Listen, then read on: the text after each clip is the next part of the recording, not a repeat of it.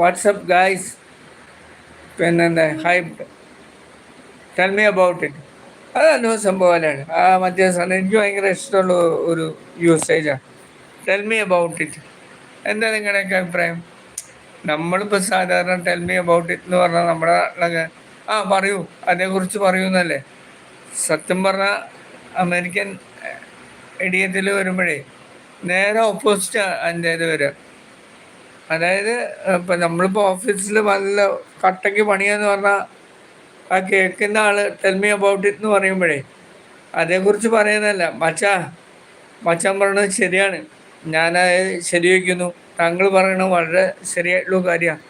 ഓഫീസിൽ പട്ടിപ്പണിയെന്ന് പറയില്ലേ, നല്ല പണിയെന്ന് പറയില്ലേ, സോറി ഇവിടുത്തെ ഒരു കൊളോക്കിയൽ ഭാഷ.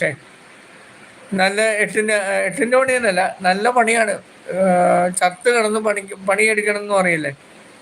അപ്പോൾ it's too hectic in the office എന്നൊക്കെ പറയുമ്പോൾ കുറച്ച് ഇംഗ്ലീഷിലൊക്കെ it's too hectic in the office എന്നൊക്കെ പറയുമ്പോൾ ടെൽ മീ അബൌട്ട് ഇറ്റ്. അപ്പം നമ്മളൊക്കെ വിചാരിക്കുക, ഇപ്പം ഞാനൊക്കെ പണ്ടൊക്കെ അങ്ങനെയാണ് വിചാരിച്ചിട്ടുണ്ട്. സത്യം പറഞ്ഞാൽ ഓഫീസിലെ പണിയെ പറ്റി പറയണത് എനിക്കൊന്നും അതല്ല.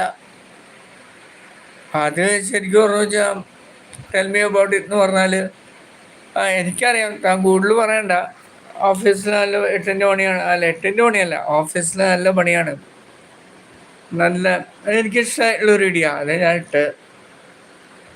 ഒക്കെ നിങ്ങൾക്ക് ഇഷ്ടമുണ്ടോ? 2 പേരേ ഉള്ളൂ. വിളിക്കടോ, വേറെ ഫ്രണ്ട്സിൻ്റെ അടുത്ത് ഒന്ന് വിളിക്കടോ, എന്നിട്ട് ലൈവിൽ നമുക്ക് കുറച്ച് നേരം വർത്തമാനം പറഞ്ഞിരിക്കാം. അപ്പോൾ ഇത് കാണും, ഇഡിയംസൊക്കെ ഇഷ്ടമാവുന്നുണ്ട് എല്ലാവർക്കും. ഞാൻ ആ ടെൽ മീ അബൌട്ട് ഇറ്റ് എനിക്ക് ഭയങ്കരമായിട്ട് ഹഠാത് ആകർഷിച്ചൊരു ഇടിയാണ്.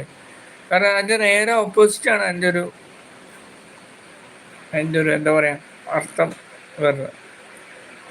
നമ്മൾ സംഭവം പറയുമ്പോൾ വേറെ ആൾ ടെൽ മീ അബൌട്ട് ഇറ്റ് എന്ന് പറഞ്ഞാൽ അതിനെപ്പറ്റി പറയണ്ട, എനിക്കറിയാൻ പറ്റൂ, ഞാൻ നിൻ്റെ കൂടെ ഉണ്ട്, നീ പറഞ്ഞത് ശരിയാ എന്നുള്ളൊരു അഭിപ്രായമാണ്. അമേരിക്കൻ ഇഡിയം അങ്ങനെ ഒരുപാട് ഇഡിയംസ് ഉണ്ട് കേട്ടോ.